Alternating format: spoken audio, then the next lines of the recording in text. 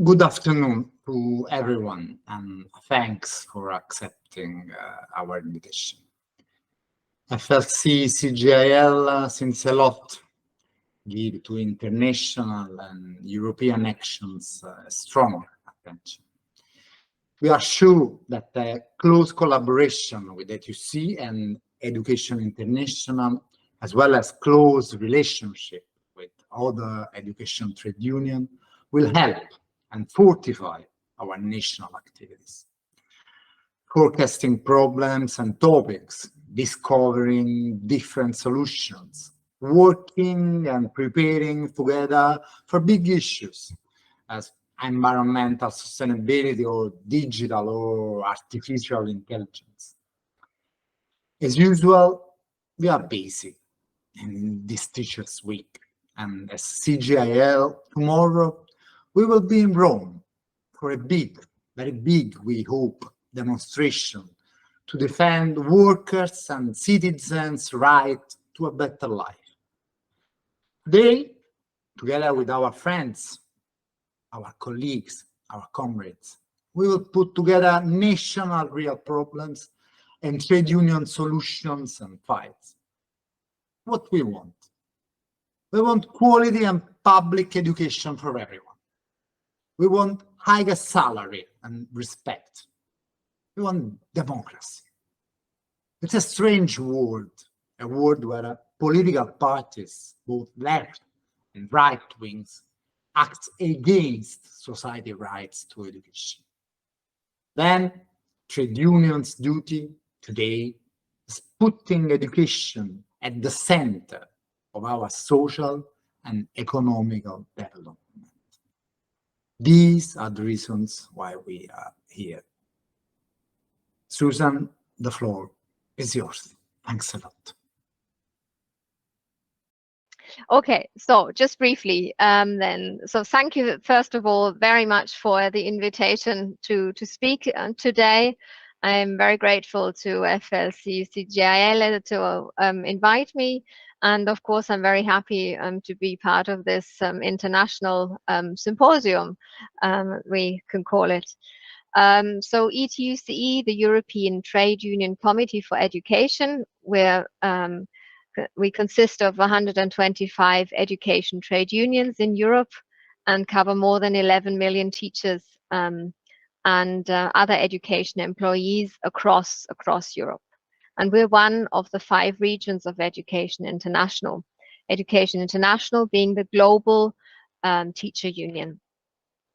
We are also the European Trade Union Federation for Education in ETUCE, which is at European level the cross-sectoral organization, and that covers all different sectors. So we represent the education sector there. And we are also a European social partner officially recognized by the European Commission in education. We have a counterpart at European level, which is the European Federation of Education Employers. And we meet at regular intervals for the European social dialogue in education, but also we have the joint projects that we work on together in order to address different issues that are at stake for education. And ETUCE is also represented in the different working groups of the European Commission dealing with education and training. So we take influence on the policy making at European level, although we have to see that with a with a note of caution, because of course the European Union does not have any influence on education. That's entirely in the hand of the national governments. So that means it's you, the national social partners, the national education trade unions that are in charge of what's going on at national level. But we can see the European Union is shaping that frame. It's also guiding it more and making it also more narrow with different restrictions or different conditions that are being set at European level. So it's important we influence the decision preparation at European level. What is the vision of ETUCE? The most important, the basic vision that underlies all our work is that education is a public good and a fundamental right. We want to promote quality education for all based on an inclusive system, a diverse system, and an equal system where everybody is equal. And for that, we're clearly calling on governments for a social change. So it very much links into what we just heard from Claudio at the introduction. If we want to have quality education, we need qualified teaching professionals. So teaching needs to become an attractive career again.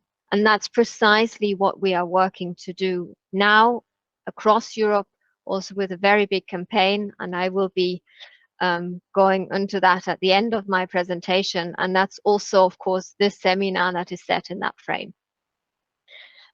We need strong and meaningful social dialogue in Europe. We can see that over the time, many governments are moving to unilateral decision making, and they're ignoring the instruments of collective bargaining. It is happening at European level, but also at national level. So we need to call for really strong and meaningful social dialogue, the respect for trade union rights, the respect for the workers, education workers' rights. That's our core business, to defend and fight for teachers and other education workers' rights. From the European level, we support the education trade unions at national level in their work with capacity building, exchange of good practices, project work that we organize jointly. And of course, one of the big issues, underlying issues for quality education, for this vision also that we have of education in Europe, is that we need an education that is well and publicly funded. We say clearly no to privatization and profit making of education, against the trends that we are seeing in our modern society. We stand very clear on that issue. And of course, for us as a trade union movement, what makes us strong is working together for our common goals. The solidarity amongst organizations, helping colleagues who are under a lot of pressure from their governments, or also are facing dire human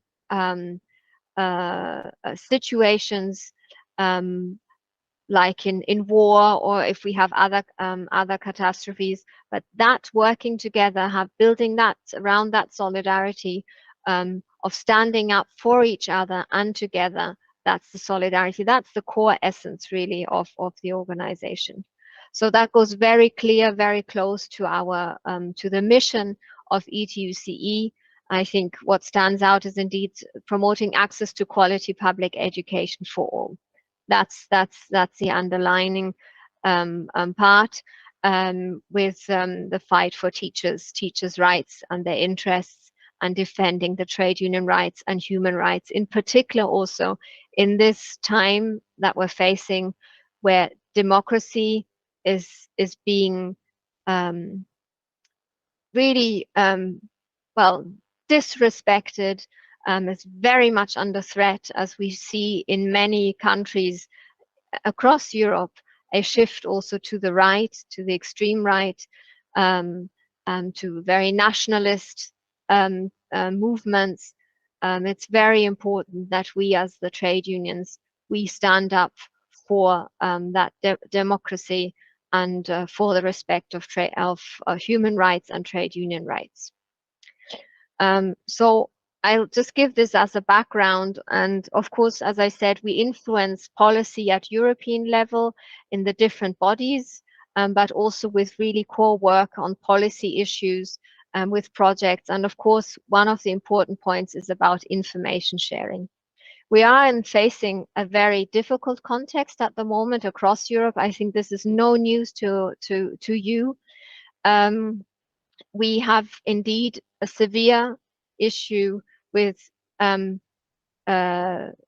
high inflation, soaring energy prices, and a very high cost of living, and cost of housing. we have this in a context where we see there are indeed rising inequalities, not only with the pandemic, but the pandemic has exacerbated already the existing inequalities. And as I mentioned before, indeed, the issue about social dialogue, which is really under threat and is being ignored in many countries with unilateral government decisions.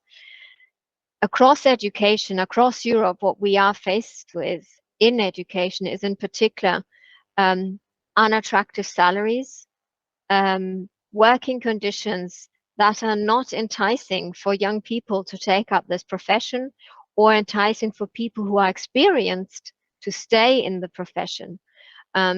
These are really critical issues that we need to address, and all this together has led over the years to a serious or severe teacher shortage across Europe. In some countries, it might not even be so much as a teacher shortage, but we see a lot of really experienced, well-trained people moving out of the country, or not moving into the sector of education, but moving into other sectors where they can make a more decent living, or for also for their families. So we have seen across Europe indeed a very big issue regarding the teacher shortage and the attractiveness indeed of the teaching profession, which we all know is so crucial for the future of each and every country and for the future of Europe. So that's the context in general, and of course we have an extra pressure with the digitalization of education and in education in our society in general. It's having a huge impact, and as I mentioned earlier, the impact also of privatization and commercialization, where education is seen as a market. We are, and we're very much aware of that, of the climate change, and of course this does not make halts in front of education, but indeed also we as education trade unions need to address that challenge. And as I mentioned earlier, indeed also the context of the pandemic, which still is having an impact on education. And it's so much has shown how important it is, in particular also for us as trade unions, to be addressing the well-being of teachers and teachers' health and safety. I mentioned already the teacher shortage. I'm conscious of time, so I won't go into detail into this, but we're very well aware that across Europe, indeed, there is a severe teacher shortage, with with people not taking up the profession, but also due to demographic changes, experienced teachers who will be leaving the profession, and also, as I mentioned, teachers not staying in the profession because it's not attractive. So these are typical topics that we would address at Europe in the European Sectoral Social Dialogue with the European Federation of Education Employers. But just to mention some of the topics that are relevant for us indeed at European level, where we work together with colleagues at national level, is the European economic governance. How can we influence policy making on that crucial topic of economic issues, so that actually there is that focus on education, on the public sector, and that actually public funds are going to education. And at European level, the big instruments that are in place at the moment is indeed that European semester exercise, shall I say, that happens a regular level, where there's indication from the European Union on how member states are using the funds that are available. And then this very big pot of money of the European Recovery and Resilience Fund, which was put in place after the pandemic to fend off the impact of the pandemic. But we can see how the pandemic, the economic crisis around that, financial crisis around that, has impacted and is impacting on the education fund. So this is important that we shape and we take influence at national level, but together with the work that you're doing at national level on the Recovery and Resilience Fund and the use of those funds. We call in particular in this frame also for, more professional autonomy of staff, but also the importance to give more funds to continuous professional development, just as an example. And then for us as trade unions, so I was looking at the topic that was given to me for this presentation today, between the role of the international level organization and the national level organization. A very big topic for us, of course, is also trade union renewal. Here's just an example of one of our projects that we carried out, which was funded actually with EU grants, to address that core issue of the future of us, of the unions. So we address this at European level, of course, but this is about building that capacity, having that exchange amongst member organizations at different level on what do we need to change? How do we need to change as education trade unions, as trade unions, to also bring in the members and active members into our organization. From that, I will just take us into the work that we're doing at the moment, which is indeed this big campaign on making teaching attractive. And I want to thank you all, and having this panel here, for all your actions, especially during this week.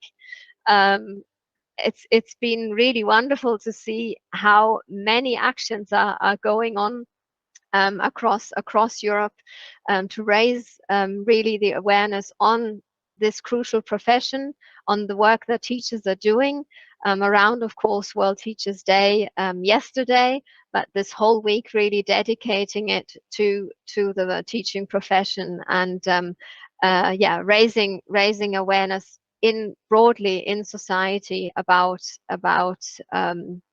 teaching. The background of our campaign is the policy paper with 10 key action points that was adopted last year in Liège. And following from that, we have indeed translated that policy into demands and into communication demands, if you like. Around professional autonomy, to create that democratic school culture built on collegial governance, delivering decent competitive salaries for healthy and safe working conditions, controlling the workload of teachers to bring in more work-life balance in the education profession, supporting an effective career start to ensure also the retention so that teachers stay in that profession, and ensuring quality professional development, so continuous professional development throughout the career, looking at equality and diversity, what I mentioned earlier, ensuring the social dialogue. So really making sure we have a meaningful and strong social dialogue. And of course, the biggest or the encompassing topic of valuing and respecting and empowering the teaching profession, because we need indeed to value our teaching profession. We need clearly more investment, more public investment into the teaching profession, and we need to attract more professionals, more people into this crucial profession. And we can only get that if we have that respect for this important profession. So what we want to do really is create more visibility, create more attention for the work of education trade unions across Europe, to strengthen the awareness on the importance of the teaching profession. You see here the 10 key demands again, how with a color code as well, how you can find them on our website. This is the link to the campaign website. You have the hashtag Make Teaching Attractive. So you will find that throughout all this week, we have really, as I said, collected so many actions where member organizations, education trade unions have been raising awareness and bringing to the attention of society, of policymakers, of governments, of the parents, of the school leaders, of other members of society on the crucial work of the teachers. And so this week has been dedicated to it. You'll find all the information of the different activities that we have, also with greetings from the Spanish EU presidency to the campaign. You will find that on our website. So what I invite you to do is to stay tuned, to stay connected to the campaign. The campaign runs for 2 years, so you see every month is dedicated to a different topic. This month is dedicated to the social dialogue, which I think is the crucial topic and very close to all our hearts. And then next month will be linked to the democratic school cultures, and you can see here the overview of how every month is dedicated to a different topic of those 10 key demands of our policy. So with that, I will stop here and I will stop presenting, and I hope we have some time just to discuss and for any comments or questions. So thank you very much, everybody. Thanks, Susan, for your perfect description of every ETUCE activities, and especially for describing what kind of values were behind these activities.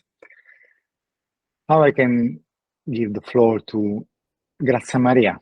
Please, you are the next one. Thanks, Claudio. The national, European and international context, which has been conditioned by austerity policies in the last 15 years, left a sharp reduction in spending on education. For this reason, as FLC CGIL, we strongly support the international education campaign, Go Public Fund Education, and the ETUCE campaign, Make Teaching Attractive in the European Teacher Weeks. We together ask to all governments and the international community to increase public funding for the quality of the teaching profession and all education staff. These are claims present within the CGIL demonstration of October 7th in Rome. Also, on October 13, there will be a demonstration in Paris organized by all the French trade union and supported by the entire European trade union movement.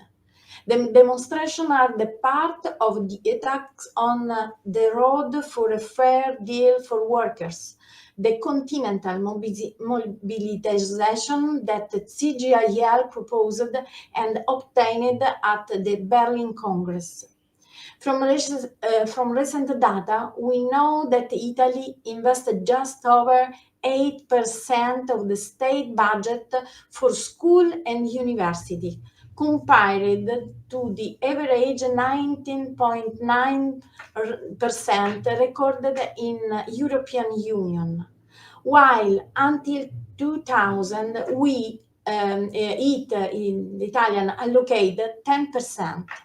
France is now at 9.6%, Germany 9.3%, Sweden 14%. Compared to GDP, Italy spends 4% against the EU average of 4.7%. Demographic decline is often invoked to motivate this choice, but while investment in education fell by 14% relative to wealth per capita, the student population contracted only by 2.3%. Choice of governments had a serious effect on the situation of students in Europe.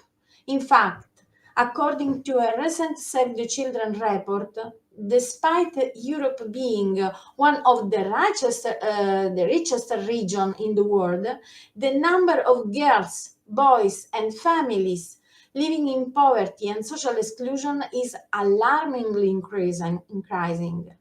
Due to the cost of living, the climate crisis, and the consequence of the COVID-19 pandemic.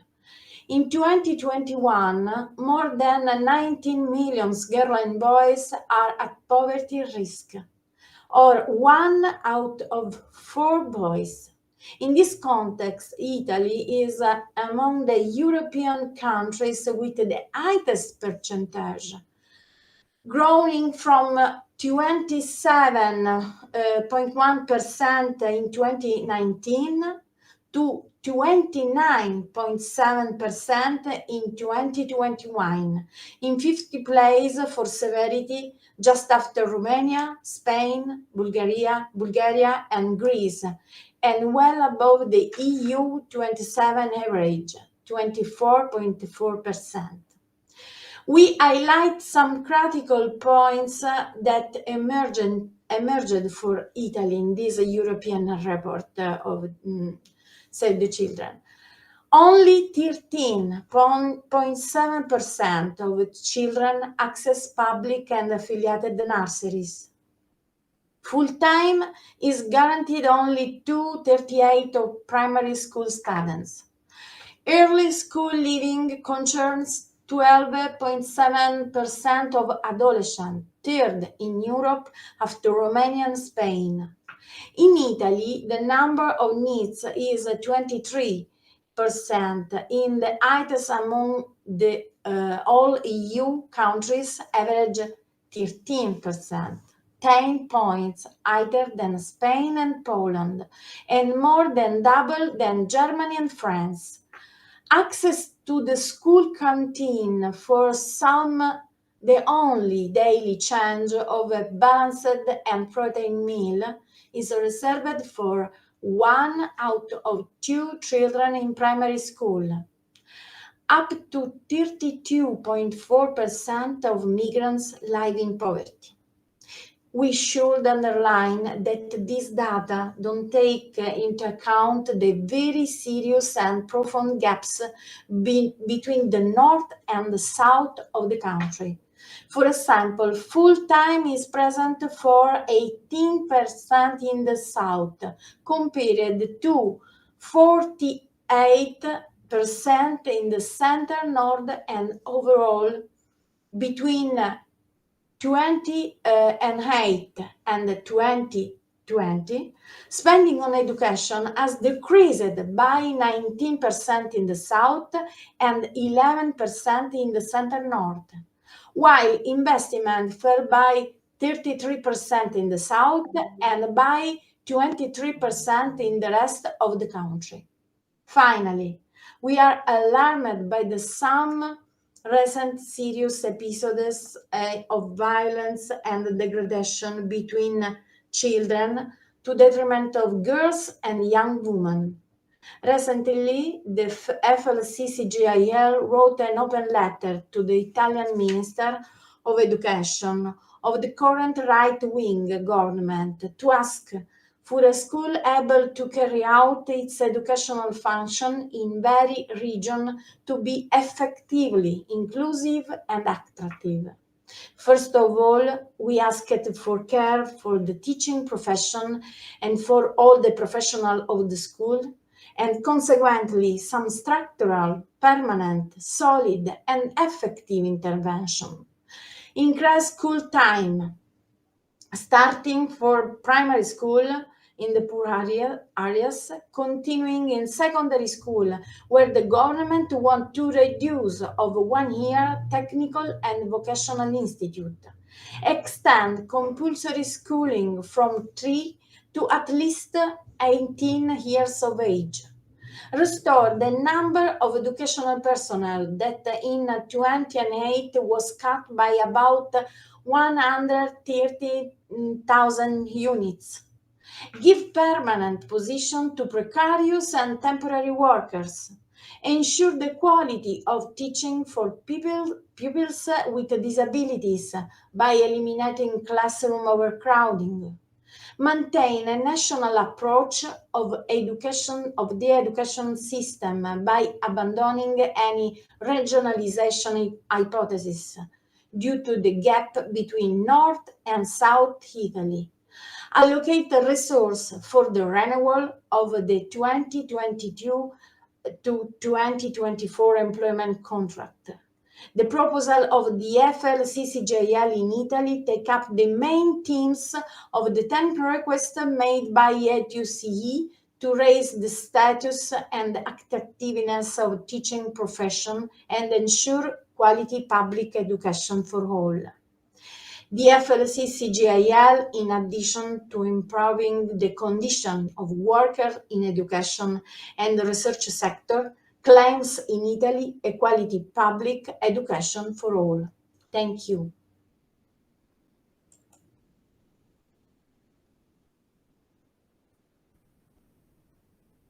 Claudio? Okay.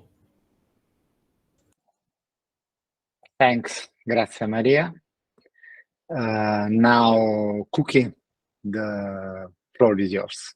Thanks a lot for your participation. And excuse us for Friday, late Friday. Yeah, today is Friday, yeah. Hello, everyone. Thank you, Graziella. Thank you, Claudio. Thanks for your invitation and congratulations for this important seminar about teaching profession. And too, congratulations, Susan. Your speech was very interesting. And all ETUCE for this European campaign, for this European week of mobilizations, so necessary to demand a dignified teaching profession. The current education policies in many European countries, don't support public schools and teachers. Privatization is increasing in Spain, Graciela said before. So our campaigns in our unions are essential. Society and the educational policies of our government must value and give prestige to the work of teachers. And unfortunately, political decisions are being made and labor and economic policies are being implemented that lead to job insecurity. In fact, in this, our press conference in this week, we demand quality training and certification for the entire teaching profession. We must make the teaching profession more attractive for future generations. Teaching must be a rewarding career or a financial, intellectual, and professional level. In Spain, all unions defend the necessary reform of the initial training process and the regulation of access to the profession and a professional development model that value experience, training, and merit, particularly in relation to the performance of the profession.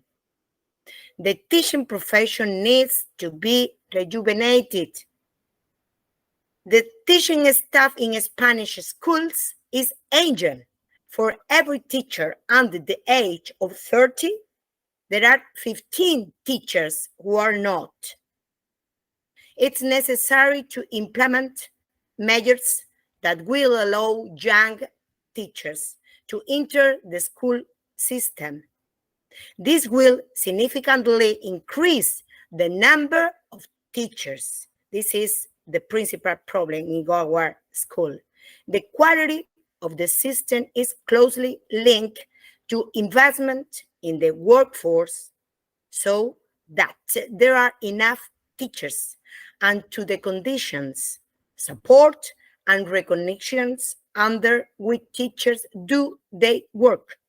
Investment in school staffing, workload, ratios, specialized support, very important, specialized support, occupational health, safety, mental health and climate resilience are fundamental elements that need to be improved.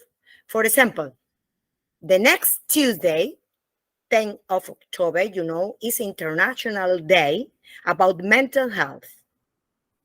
From FECO, we participate in an international investigation with other countries in the world, and the situation is not good.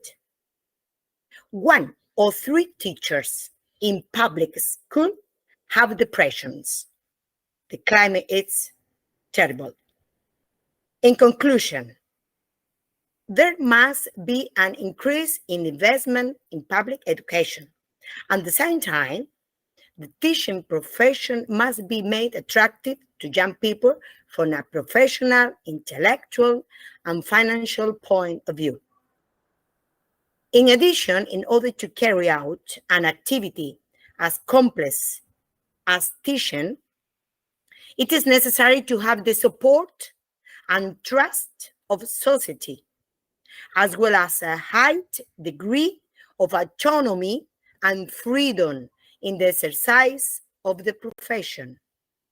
On the other hand, it's important opening of a debate on the curriculum and greater emphasis on basic competence and the expense of the accumulation of content and rethinking of evaluation methods and mechanisms.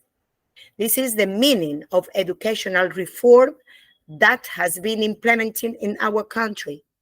We need to rethink methods and strategies to value innovation, to embrace necessary change. Today, more than ever, we must be committed to education. So, all the mobilizations and campaigns that we trade unions do are necessary.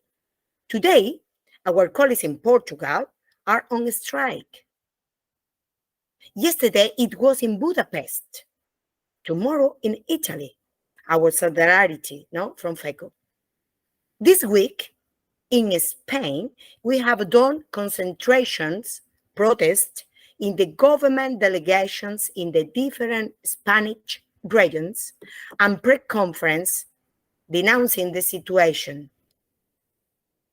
Finally, I think it's very important. We need the solidarity of students, family, and the whole educational community, because trade union, we can't be alone.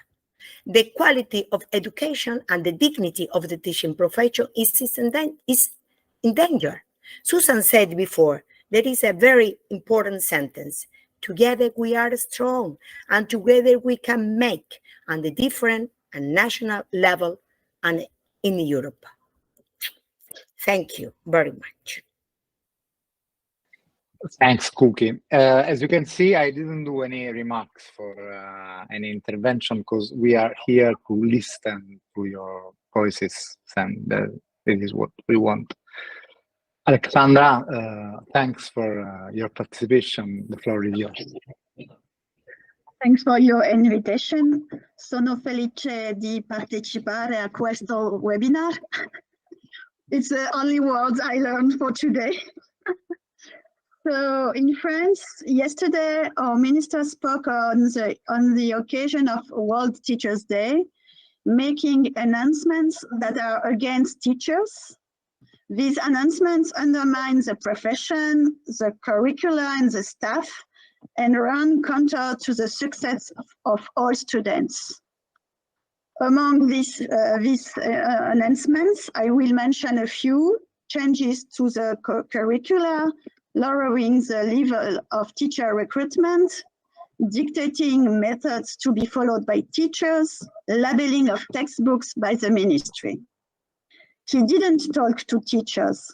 He talked to a section of public opinion, the most reactionary and close to the extreme right, as he has been doing for the last month. The trade unions found out about this plan in the press. The minister is asking for proposals about how to implement new curricula focused on learning fundamentals, what is done in 8 weeks time frame, with a consultation of teachers at the same time. He wants to apply them in 2024 and have results in 2025. That's not the way the world of education works, which needs a long time frame. It's not feasible. This is not a marketing operation. At the start of the new school year, the dominant term in France was increasingly worrying state of the profession, with the impression that it is deteriorating from year to year.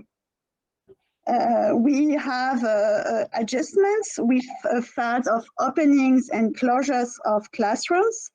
And if it's now that, it is now that the difficulties are being felt in terms of teacher shortages. In many places, not all part-time posts have been filled. In other places, in order to have a teacher in front of each class, the administration is drawing on the reserves of substitute teachers by placing them in year-round classes. As a result, at the start of the new school year, in some areas, there were no more substitute teachers available to cover the future replacements, sick leave, maternity leave, looking after sick children. Some areas are already under pressure, and the president's promises that all substitutes will be provided from the start of the new school year will not be kept. When a teacher is not replaced, the students are taken into other classrooms, considerably increasing the number of students in the other classes. What's more, we are increasingly noticing that local managements are cutting back on staff rights, refusal of availability, refusal of part-time leave, refusal of leave to attend funerals. The whole system is under strain. One another problem is recruitment. This year we have 4 regions they had not enough candidates. It's more in the region of Paris and in Guyana and Mayotte. And this question of attractiveness has been raised, and contrary to what the minister said last year, he announced attractiveness shock, and it hasn't taken place. There is a shortfall of nearly 1,600 posts. In these areas, the recruitment of contract staff is therefore taking place and has increased since last year. But what's worrying is that contract staff are also being recruited in regions where there is not a recruitment shortfall, even in attractive regions. Why are these areas which have filled posts being forced to recruiting contract staff? The reason lies in the training reform introduced under our previous minister, which uses trainees or students as teaching resources. Under the reform, trainees are either full-time or part-time, depending on their course of training, but it's impossible to calibrate the number of successful candidates beforehand because they are taking the same competitive examination. And we had the same problem with students who teach part-time. About teaching conditions, when teachers are asked what could improve their working conditions, the first thing they say is salary. And the measures taken last year will not improve the purchasing power of all teachers because they are insufficient. We made a survey, and they do not want to work more to earn more. It's not the solution. In second place comes class size in improving working conditions. It seems obvious that smaller class sizes could solve everything. managing difficulties at school, providing schooling for students with disabilities or special educational needs, classroom management in cases of bullying. Yet the government has not chosen to use demographic decline as a lever for improving teaching and learning conditions. What is currently weighing heavily on colleagues are the conditions for inclusion: lack of resources, lack of places in specialized establishments, no support, no training. And my last point about the profession, at the FSU's new PP, it's in our DNA to talk about the profession and teaching practices. And we have been doing so that in our conferences, it's Université d'Automne for over 20 years. We try always in conjunction with research to put the profession at the heart of our discussions, so that success at school is a reality for everyone. In addition, a few months ago, we launched a campaign entitled Reinventing Our Profession and organized a conference about around evaluation in September. So Université d'Automne, it's a 3-day event of workshops and conferences featuring some 30 researchers, and every year we have more than 400 teachers who are taking part since 20 years. So in conclusion, despite the unfavorable context, the FSU's new EPP, as the leading union in schools, pre-primary and primary schools, will continue to defend a high-quality public education service and to speak out loud and clear on behalf of the profession in order to build the school of the future, a school that promotes emancipation and helps to reduce inequalities. Thank you. And sorry for my accent. Thanks, Alessandra. You know, we love your accent. It's very musical, an accent, a musical accent. Thanks a lot. Gesa, thanks for your participation, and the floor is yours now. Thank you. The question of accents is the thing I love in European meetings. Everybody has this accent, and that makes us charming. So this is part of Europe. I like it. So I try to share some slides. I hope that works. It just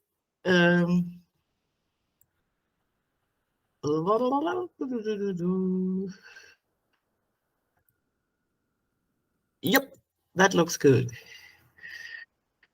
Yep. So do you see it? Okay. Can you see it? Yes, okay. So I try to show you. Perfect now.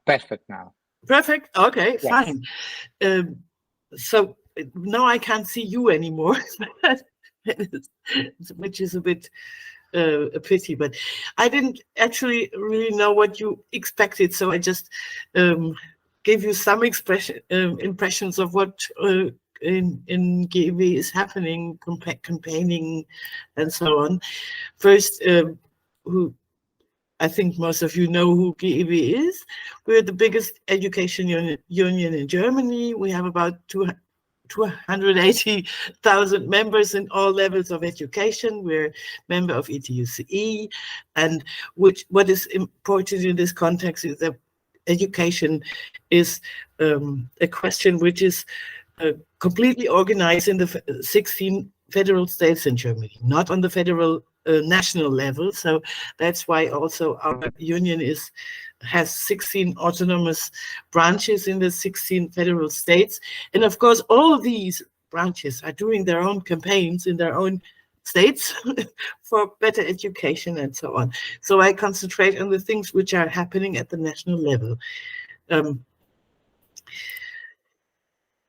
First of all, I wanted to mention a campaign which is not new, but it's already 10 years old, but it has to do a lot with missing teachers.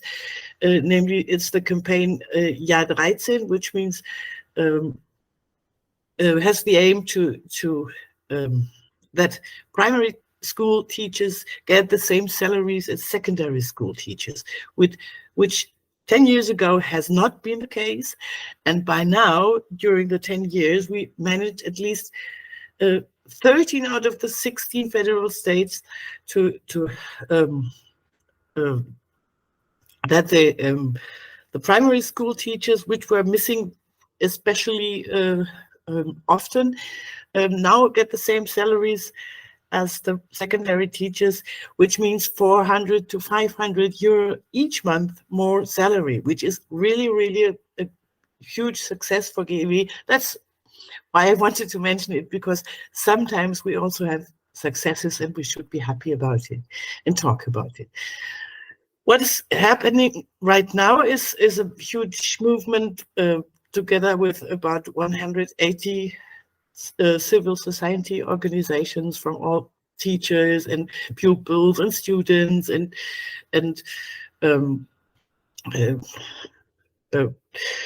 all together mobilizing for big demonstrations at the end of September, which was a very strong movement. And the claim was 100 billion investment in education. The background is that 1 year ago, our government, when the war in Ukraine started, our government decided to make a 100 billion euro investment in defense, in weapons. And that's why we say we also need 1 billion euro investment in education. So that's the claim of this movement. What is happening right now is that we have an online petition going on, and next week, pitifully not on the Teachers' Day, but next week we're handing over 130,000 signatures to the president of the conference, where all these 16 education ministers from the 16 federal states are coming together. Oops. We also have a huge a huge gap between teacher demand and teacher supply. I just gathered some numbers, but I think it would be too much if I all report them. The newest number is that in the third line, we had only two days ago, we had actual statistics that by now 8.6% of all teachers do not have a proper teacher training, which means they have some university courses, but not as a teacher, but only in a subject, which is a thing which we think is, well, not optimal. What we are also working on a lot is on the question of teachers' workload and teachers' working time. We have several scientific studies in several of the 16 länder.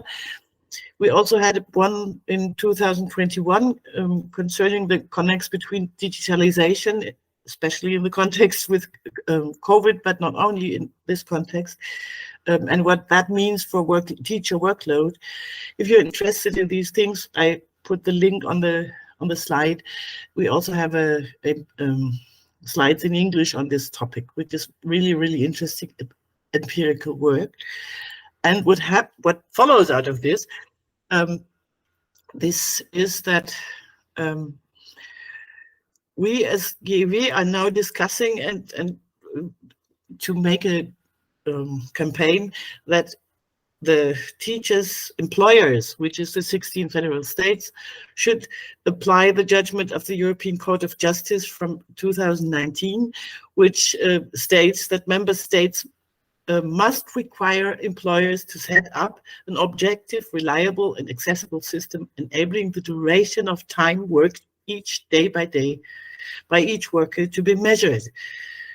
Now, this ruling is not applied to teachers, even though it applies to teachers.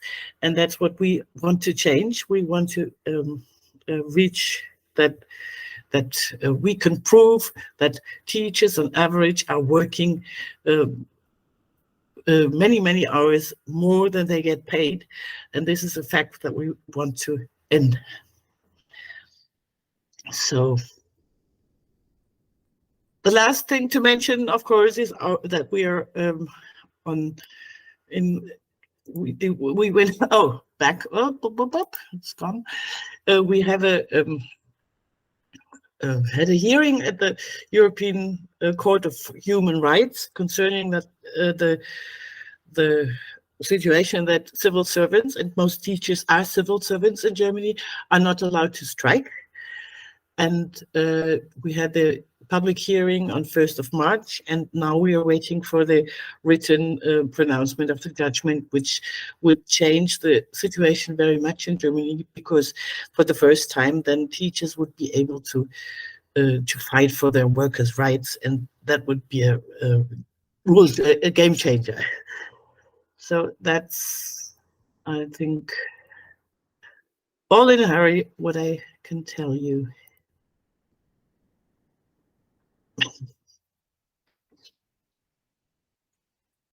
Thanks, Greta.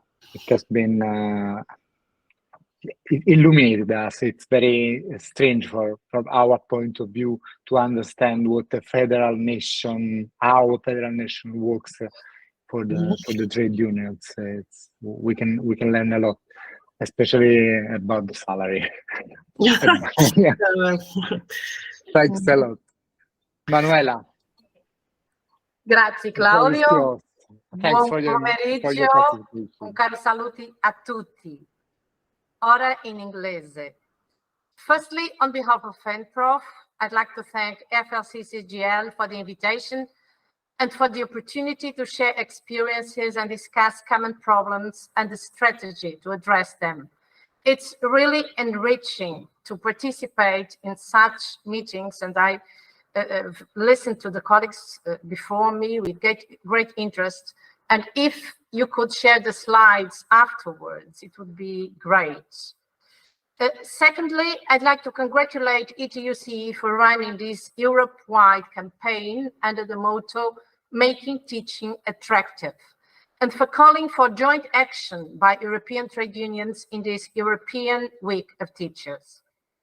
Answering to this appeal, 9 Portuguese teacher unions have jointly promoted a series of actions during this week that include hanging banners in schools and billboards on the main roads, a national mobilization at the Prime Minister's official residence, and today a national teacher strike, which is having a strong response. So Cookie had already referred that we are on strike.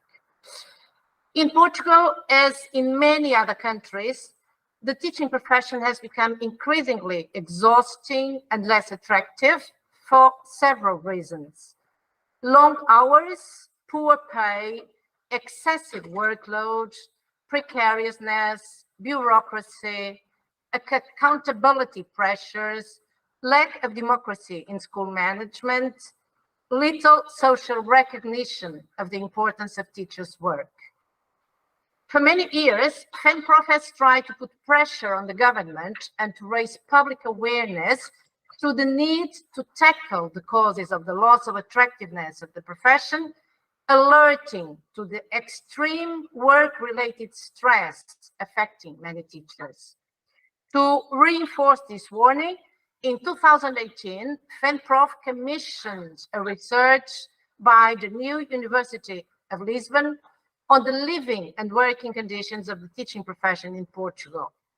Among other things, this study concluded that 76% of teachers were emotionally exhausted and that 84% were looking forward to early retirement. But FENPROF did not only denounce the situation, insisting on the need for structural solutions rather than temporary measures, which may lighten the problem in the short term, but will aggravate it in the medium and long term, FENPROF has presented to several ministers of education concrete proposals aimed at improving teachers' careers and remuneration, improving job security and professional stability, improving working conditions, making teaching more rewarding, and rejuvenating the profession, guaranteeing its progressive and natural renewal. Unfortunately, neither the alerts nor the proposals were considered by successive governments, and as a result, thousands of qualified teachers left the profession in the last decade and are currently working in other areas. At the same time, there are very few candidates for initial teacher training courses. According to OECD survey, when only 1.5% of Portuguese 15-year-olds admit becoming teachers, well below the OECD average of 5%.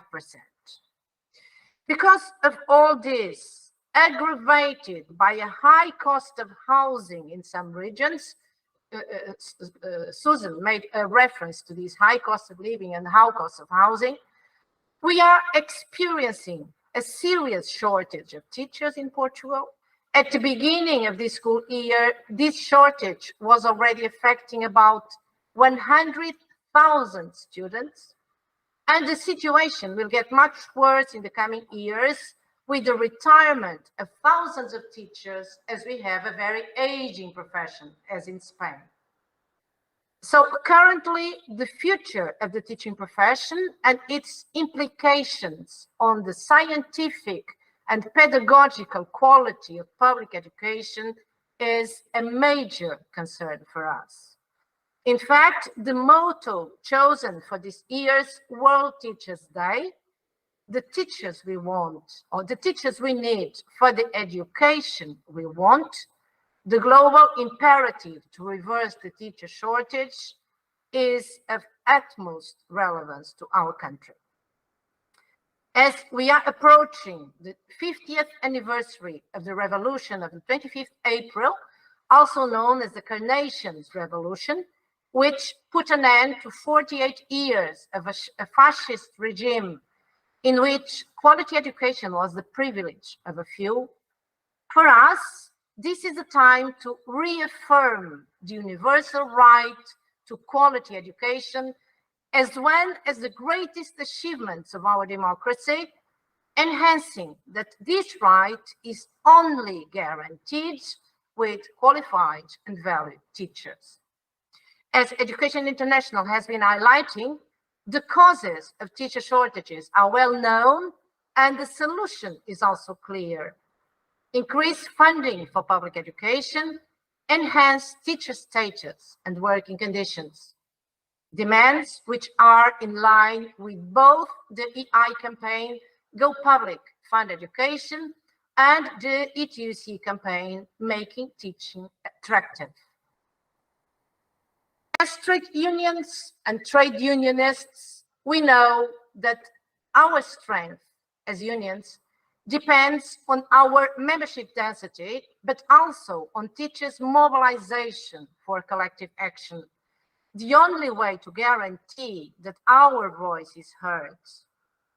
And so, being the most representative teachers' organization and knowing the importance of alliances to achieve goals, FENPROF has, in several occasions, invited the other unions to unite efforts and organize industrial action together. During the last school year, teachers have been out in the streets like never before, showing a determination that we have not seen for many years. As an example, on 11th February, about 150,000 teachers participated in a demonstration in Lisbon demanding investment in public education and respect for the teaching profession. Teachers' strong mobilization has succeeded in putting the problems affecting the teaching profession on the political agenda and on the media front pages. And responding to this pressure, there are negotiations going on. However, the ministry's proposals are clearly insufficient. And so the unions resumed the struggle at the beginning of this school year. And it's almost inevitable to intensify it in the next months during the discussion of the state budget for 2024, as we still don't see political will on the part of the government, especially on the part of the Minister of Finance, to solve the problems we face. So if we think about a balance between demands and results, I'm afraid we have to conclude that the results are disproportionately weak when compared to the strong mobilizations we've been engaged in. However, there's something positive. All surveys show that a large majority of the population supports teachers' demands and considers that what the government is doing is not enough. This result is important because it shows that despite the government's attempts to blame teachers for harming students with their strikes, people seem to have understood that, as the union says, what is harmful for students is the shortage of qualified teachers, and that teachers are also fighting for the right of their students to quality public education. So it seems our message has been understood. And public support is crucial because politicians want to win elections. In fact, dear colleagues, we need allies to make governments recognize that education is not a cost, but an investment, and that quality public education and the status of teachers are two things that are intrinsically linked. To make governments recognize that the role of the teaching profession in society must be respected and promoted through constructive social dialogue, effective collective bargaining, and involvement in policy making. Besides, to make governments recognize all this and act accordingly, acting with vision and purpose, we also need to strengthen our engagement, mobilization, and collective action at national, European, regional, and global levels in unity and solidarity. And that's why these international campaigns and the work we do together are so important. And I wish you a lot of success for the mobilization tomorrow and also on the 13th, as Grazie Maria referred. Grazie mille. Thanks, Manuela. Thanks. We hope that tomorrow will be a huge demonstration with very big numbers. And thanks for your participation, for your words. Particularly for the positive part. Dorota, you are the last, and thanks also to you for your participation, and we are very happy to have you here. Thanks. The floor is yours. Thank you very much. Good afternoon, dear colleagues. Thank you very much for the invitation to this important webinar. I will also try to share with you my presentation. So Claudio entitled his welcome speech, "What Education Trade Unions Want?" The answer to this question is both simple and complex. Simple because we have known it for a long time. We want more investments in education and expect respect for teachers, their representatives, and for us as social partners. Yes, we expect to be a partner in creating the national education policy, not to be a subject. The answer is complicated because we know that for years in most countries of the world, education has been underfunded and the quality of social dialogue has left much to be desired. In a moment, I will tell you what it's like in Poland, but if you allow me first, a short page from the calendar. The second, please. In 1957, on the wave of the post-Stalin thaw, my trade union, Polish Teachers Union, ZNP, organized the World Confederation Teachers Conference of the FIC Federation, attended by 300 representatives of teachers' unions from all continents. During this conference, the first international celebration of Teachers' Day was established, whose name at the time was International Teachers Charter Day. It was celebrated on 20th November and was a forerunner of today's festivities. Since the post-war era, creating a teachers' charter was one of the most critical demands on which all the World Teachers Confederation of the time agreed. Finally adopted in 1966, this document is called the UNESCO ILO Recommendation on the Status of Teachers. It was to commemorate the signing of the recommendation, which took place in Paris on 5th October 1966, the World Teachers' Day was established in 1994 and is now celebrated in more than 100 countries. Next, please. Next, please.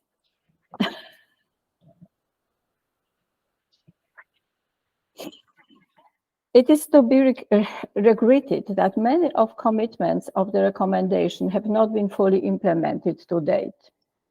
Poland is an example, excellent example of this. It was the reason we started the new school year on the 1st of September with the protest. The invitation to this protest you can see in the corner. I want to draw your attention to some figures that best describe the state of Polish education. From the 1st of July 2023, the minimum wage in Poland is 926 euro. The basic teacher's salary are for beginner 797 euro, for appointed teachers 840 euro, and for chartered teachers 983 euro. Teachers' salaries are lower than the minimum wage, and it's not a joke. The financial situation of teachers has been getting worse due to high inflation, which was in double digits for months, oscillating between 10 and 14%, and has now fallen slightly to around 8%. The next, please.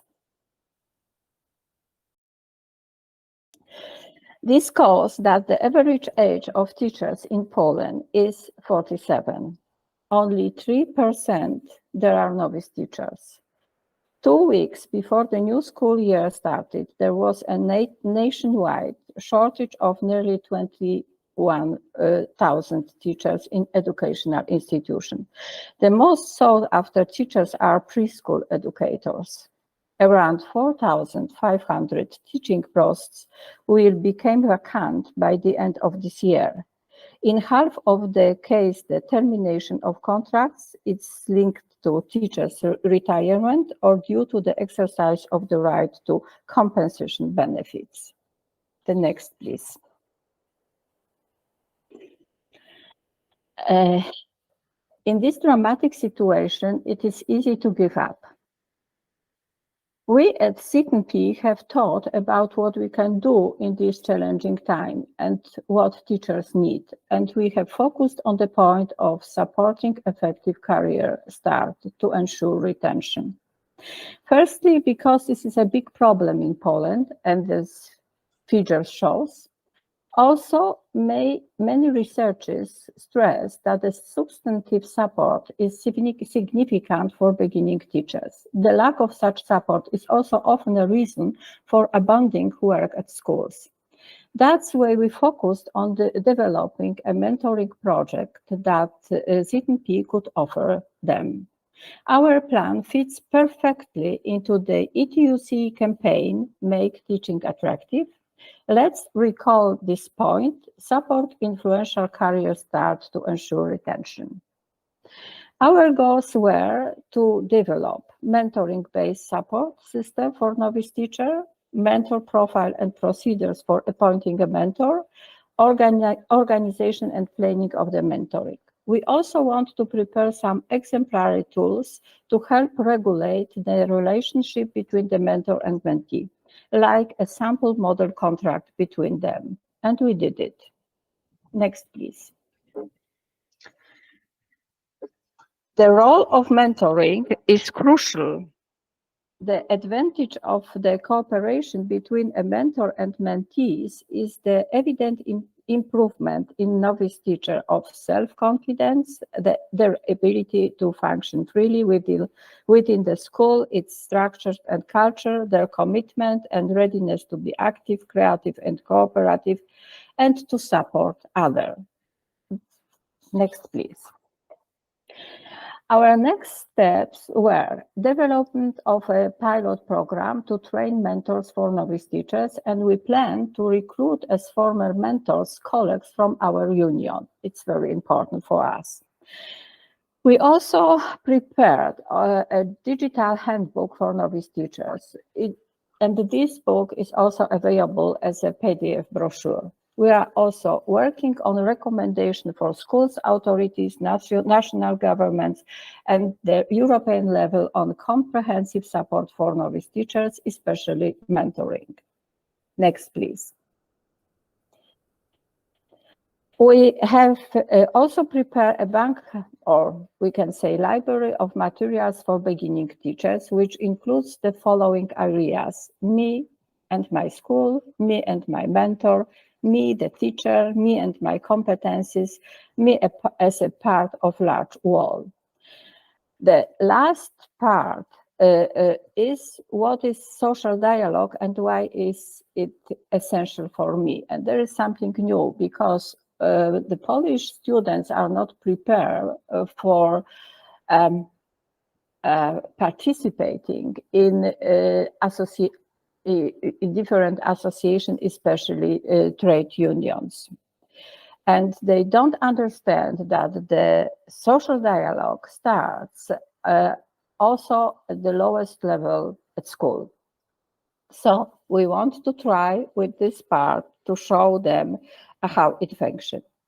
This library takes the form of a simple tool called a Padlet and is characterized by the fact that we can add new items, movies, books, and legal provisions here. An important part is a guide for beginning teacher, which task to be performed during the internship, which, after changing the regulation regarding professional careers in Poland last year, will now last for years. 4 years is a long time, as you can imagine. This guide can be downloaded separately, as I said before.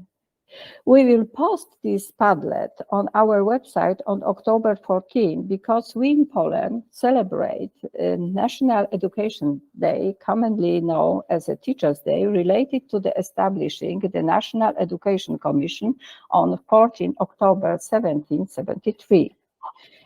The National Education Commission was the first educational authority in Poland and throughout Europe with the character of a modern Ministry of Public Education. The added value is that we have developed some of these materials with unions from Czech Republic, Lithuania, and Latvia in an Erasmus Plus project. And we share our experience, how to organize mentoring, how to help novice teacher, and it was really very, very successful. Next, please. What do we expect? We want novice teachers to feel part of our teaching family. We hope they will realize that trade unions are there to support them in their careers and professional development. And we hope to encourage them to become members of union movement. And the next, please. Because, as you can see in our illustration, education is most important thing. Thank you for your attention. Thank you very much. And sorry because of the technical problems. No, thanks.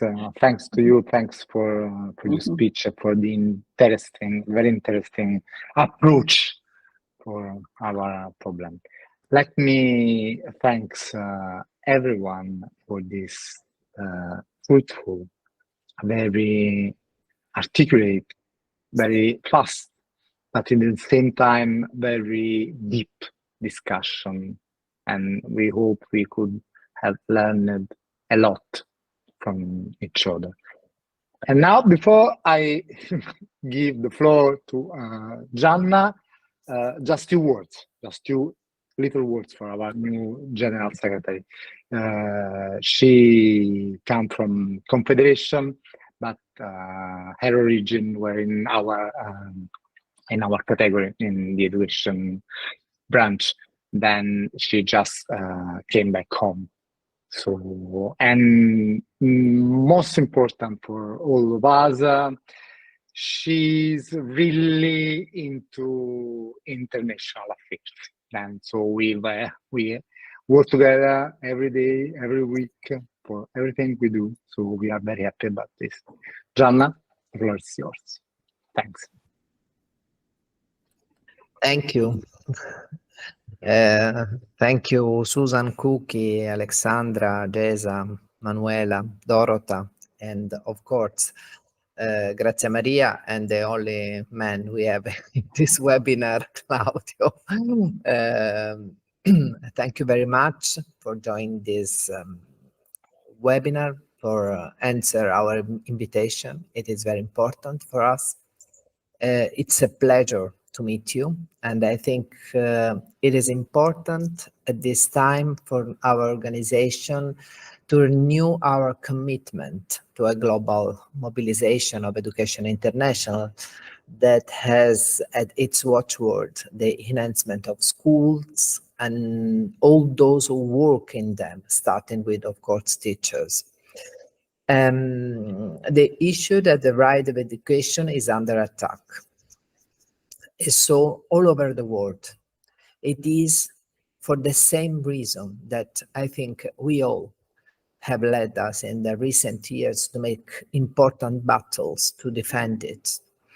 There's a reason.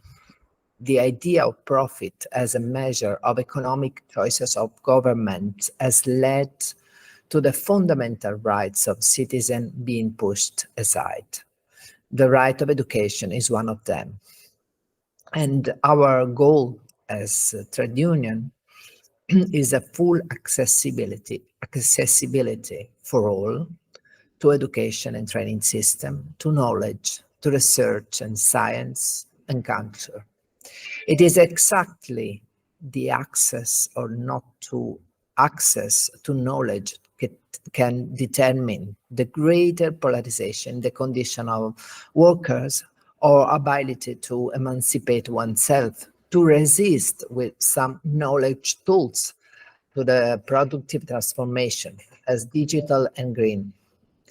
It is exactly through the development of the education and training system in an inclusive or democratic terms that we can change the process of social, political, and democratic disintegration that we see taking place.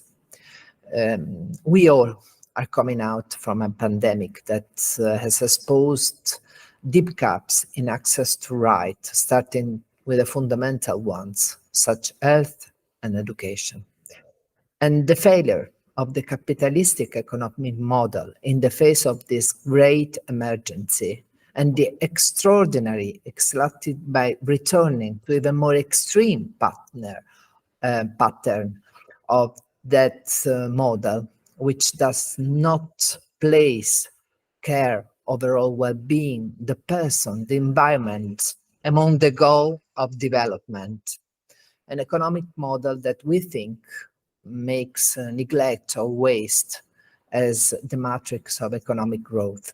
An economic model that has failed, and failed to extent that is as polarized wealth, opened gaps, and increased social and economic inequalities. In our country, moreover, at this moment, we see also a progressive process of privatization of the right of education. It's a temptation, always present in right-wing governments, such as ours in this moment, unfortunately. So we know that we need more investment in education and more investment in valuing teachers. We need, in Europe, a golden rule in a European framework. I say this in light of the revision of the European economic governance, because of course the revision of the Stability and Growth Pact has to provide the possibility of having a golden rule on social investment, health and education, because differently for a country like ours, almost automatically translate into cuts in public spending, and that is social spending. This means cuts in teaching, support staff, greater difficulty in the management of teaching, an increased number of pupils per class, a lower quality of teaching. The second effect is the lack of resources for the renewal of collective national labor agreements.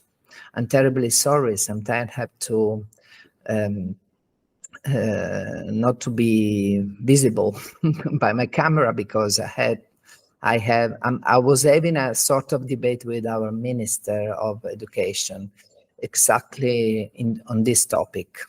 We need more resources because by salaries, by economic recognition, we can measure how much a country cares about its teacher. If, as in our case, in the case of Italy, this is done with delay, scarce resources, we cannot speak of respect for the function and the role of teacher. We are in a difficult situation in salary. This difficult situation is in danger of turning to a real emergency in the face of the sharp increase of inflation as a result of economic crisis and war. This crisis severely erodes the purchasing power of salaries. In the face of this, there is an urgent need to put in place a strong action aimed at structurally protecting salaries of all the workers, I would say, but especially in our sector, the school sector. Enhance the teaching profession, we must also face the challenges and of the complexity of relationship with students. The existence today of the younger generation is traversed by processes and phenomena that can also take on shocking manifestation in terms of violence and degradation. We have some experience in Italy, unfortunately. And they question us as adult citizens, women, men, institution as a school, an answer. It is evident the indispensable function of the education system for the civic and democratic formation of younger generation, and as a natural presidium of prevention of logic and behaviors of violence, overpowering, of human and civil degradation and xenophobia. It is important, the high function. This is important. This is the high function of our work. It is the goal of a school, put in position to take the direction of educational intervention in the different territories, to build networks and educational pacts, put in position above all to be inclusive and attractive. A place, in which to experience acceptance, respect, listening, and appreciation of diversity, experience solidarity, co-construct knowledge and learning processes, share the pleasure of discovery, learn to participate, be aware of one's rights and duties. At the end, there are important challenges concerning the transition that they're going on in the world: green and digital reconversion, artificial intelligence, and therefore the need to reconstruct in the complexity of transition processes, and in transition processes in complex, articulated society, the capacity for representation and recomposition of labor, starting with the possibility in the first phase of reading of self by those we represent as a class, and therefore regaining the cultural and political hegemonic function. For this reason, we are fighting.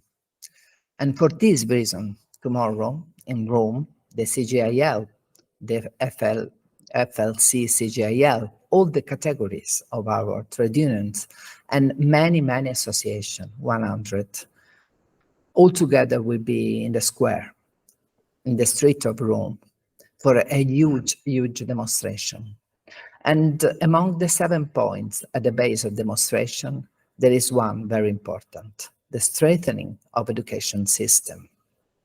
However, I believe that it is essential that education unions are able to carry out joint action. It is very important in this moment to demand these policies, starting with this global campaign of Education International.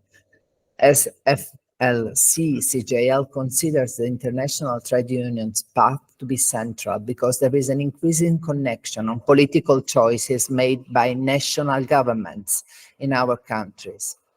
Our commitment is aimed at a collective mobilization, a common commitment that can really change the present and, above all, the future. Thank you very much. Thanks, Gianna. Thanks to everyone. Thanks to Cookie, thanks to Alexandra, thanks to Manuela, thanks to Greta, thanks to Grazia Maria, to Dorota. Also thanks to Leonardo, Martina, and Francesca listening to our webinar, and thanks to Gianluca and Cesare. Thanks to Gianluca. Thank you very much for their help and their support. And have a fantastic weekend. We are going to spend our weekend fighting in the street. Thanks a lot. Bye. Bye.